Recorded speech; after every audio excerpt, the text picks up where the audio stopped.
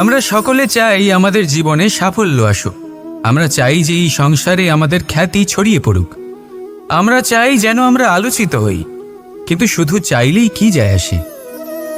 যদি এই সংসারে আলোচিত হতে হয় তাহলে পরিচিত হতে হবে পরিশ্রমের দ্বারা। যতক্ষণ না আপনারা পরিশ্রমের সাথে পরিচিত হবেন, সাফল্যের সাথে পরিচিত হবেন না।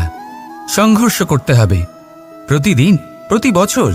জীবনের সব পরিস্থিতিতেই হয়তো নতুন নতুন বাধা আসবে, নতুন নতুন বিঘ্ন ঘটবে, কিন্তু এটা আবশ্যক নয় যে সমস্ত বিঘ্ন বিনাশের জন্য আসবে।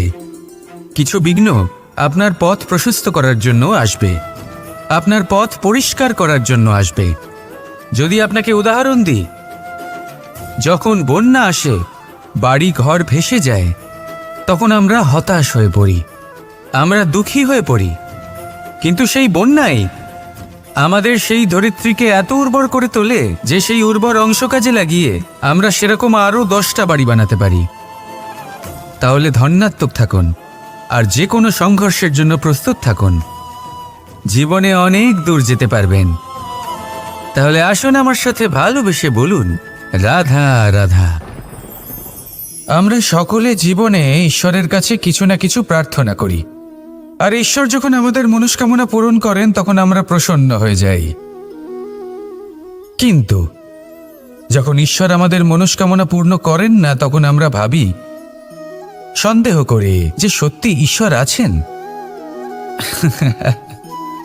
আপনাকে একটা কথা বলি, আপনি যদি ঈশ্বরের সম্মুখে নিজের ইচ্ছে বা মনস্কামনা রাখেন আর ঈশ্বর তা পূরণ করেন, তার অর্থ হলো ঈশ্বর এটা জানেন যে আপনার তার প্রয়োজন রয়েছে।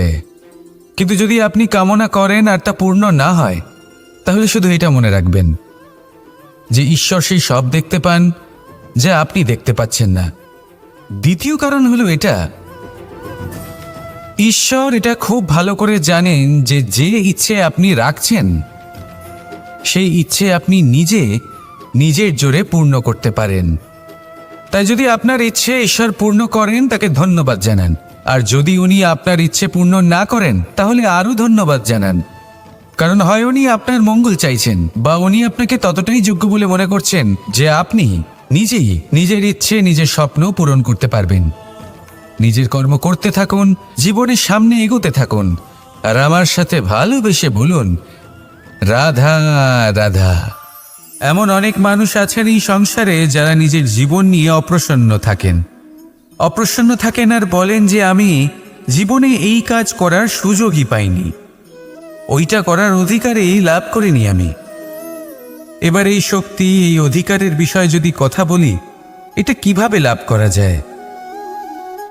এটা তখনই লাভ করা যায় যখন আপনি নিজেকে তার উপযুক্ত করে তোলেন, নিজের দায়িত্বগুলিকে বোঝেন, নিজের কর্তব্যগুলিকে বোঝেন।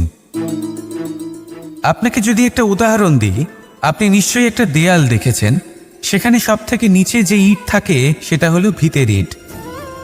ভিতের সেই ইটগুলি নিজের কর্তব্য, নিজের দায়িত্বগুলি বোঝে যে তাকে এক বিশাল দেওয়ালের ভার নিজের কাঁধে বহন করতে হবে।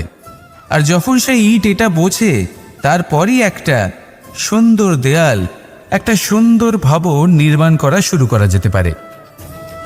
যদি কথা বলি এক পিতার, তাহলে একজন পিতা তার পরিবারের প্রতি যে দায়িত্ব এবং যে কর্তব্য রয়েছে, নিজের সন্তানের প্রতি যে কর্তব্য রয়েছে, সেইগুলি বুঝে উঠতে পারেন, সেই দিন থেকেই সেই সন্তানের স্বর্ণময় ভবিষ্যতের অস্তিত্ব স্থাপন হয়ে যায়। যদি আপনি সেই শক্তি চান, অধিকার চান, তাহলে নিজেকে তার যোগ্য করে তুলুন, নিজের দায়িত্বগুলিকে বুঝুন, নিজের কর্তব্যগুলি পালন করুন। এই শক্তি আর অধিকার নিজে থেকেই আপনার কাছে চলে আসবে। আসুন আর আমার সাথে ভালোবেসে বলুন, রাধা রাধা। এই দড়িটা দেখুন, ছোট ছোট রেশম দ্বারা তৈরি, এটা সরু সুতো দ্বারা তৈরি হয়েছে এটা, আর এ অত্যন্ত কোমলও বটে। আর আপনি চাইলে এটা সোজাও করে দিতে পারেন, আর চাইলে এটা বেঁকিয়েও দিতে পারেন, আর যদি চান তাহলে এটা গোল গোল করে বেঁধে কোথাও রেখেও দিতে পারেন। এবার এই কোমল দড়ি যদি কোনো নিষ্ঠুর কঠিন পাথরে বারংবার জড়িয়ে দেওয়া হয়, তাহলেও তাকেও কাটতে পারে, নিজের ছাপ ছেড়ে যেতে পারে। সেটার আকারও বদলে ফেলতে পারে। এবার এর কারণ কি? এর কারণ হলো অভ্যাস আর নিরন্তর প্রচেষ্টা। যদি আপনিও চেষ্টা করেন আর নিরন্তর কর্ম করে যান, তাহলে আপনার প্রারব্ধ পাথরের মতো কঠিনই হোক না কেন, তাতে ভাঙন ধরিয়েও আপনি নিজের লক্ষ্যে অবশ্যই পৌঁছতে পারবেন। একটা গুরুত্বপূর্ণ কথা মনে রাখবেন, সুকর্মের অভ্যাস আর নিরন্তর প্রয়াস, এই হলো সাফল্যের মন্ত্র। তাহলে জীবনে এই মন্ত্র আনুন আর আমার সাথে ভালোবেসে বলুন, রাধা রাধা। সংসারে সবথেকে বড় শক্তি আসলে কি? কেউ বলবেন শারীরিক শক্তি, কেউ বলবেন অস্ত্রের শক্তি, কেউ বলবেন জ্ঞানের শক্তি। ঠিক আছে, কিন্তু যদি আমি বলি সংসারের সবথেকে বড় শক্তি হলো শক্তি কোনো এক তথ্যের, আগে হ্যাঁ, তথ্য। এই তথ্য নিজেই কিন্তু খুব শক্তিশালী, অত্যন্ত শক্তিশালী অস্ত্র হলো এই তথ্য। আর সত্যি বলতে, অনুচিত তথ্যের থেকে অনেক বেশি ঘাতক হলো অসম্পূর্ণ তথ্য। যেরকম আজ শাম্ব রুক্মির সাথে করেছে, ওকে অসম্পূর্ণ তথ্য দিয়েছে, তার ফলে বিনাশ হলো। যদি এইভাবেই আপনার কাছেও কোনো অসম্পূর্ণ তথ্য আসে, আর যদি আপনি তা পরখ না করে দেখেন, যাচাই না করে দেখেন, আর নিজের কর্ম করেন, তাহলে উত্থানের বদলে আপনি পতনের সম্মুখীন হবেন। বিকাশের বদলে আপনার বিনাশ হয়ে যাবে। মনে রাখবেন একটা অত্যন্ত গুরুত্বপূর্ণ কথা, সঠিক তথ্য পাওয়া সঠিক তথ্য দেওয়ার থেকে অনেক বেশি গুরুত্বপূর্ণ। আশা করি এই কথা আপনি বুঝেছেন। জীবনে যখনই কোনো তথ্য আপনি পাবেন, সেই বিষয়ে ভেবে দেখুন, পরখ করে দেখুন, যাচাই করুন, তারপর নিজের কর্ম করুন। আর আমার সাথে ভালোবেসে বলুন, রাধা রাধা। আত্মীয় স্বজন কারা হন? তারাই যারা সুখে দুঃখে পাশে থাকেন, তারা যারা বিপদের সময়ে আপনার পাশে এসে দাঁড়ান। এবার দেখুন, একটা প্রশ্ন করব আপনাদের, সবথেকে ঘনিষ্ঠ, আবশ্যক এবং গুরুত্বপূর্ণ আত্মীয় কারা, বিশেষ করে বিপদের সময়? কেউ বলবেন মাতা, কেউ বলবেন পিতা, কেউ বলবেন ভাই বোন, ইত্যাদি ইত্যাদি। এবার ভাবুন, আপনি বড় হয়ে গেছেন, আপনি বাড়ি থেকে দূরে চলে গেছেন। পেট ভরানোর জন্য আপনাকে প্রত্যেক দিন চেষ্টা করতে হয়। এমন সময় যদি আপনার জীবনে বিপদ এসে পড়ে, তাহলে কখন আপনার খবর ওনাদের কাছে পৌঁছবে? কতক্ষণে ওনারা সাহায্য করতে আসতে পারবেন? এরকম এক সময় সবথেকে গুরুত্বপূর্ণ আত্মীয় হন আপনার প্রতিবেশী, কারণ তারাই সেই মুহূর্তে আপনার সবথেকে কাছে।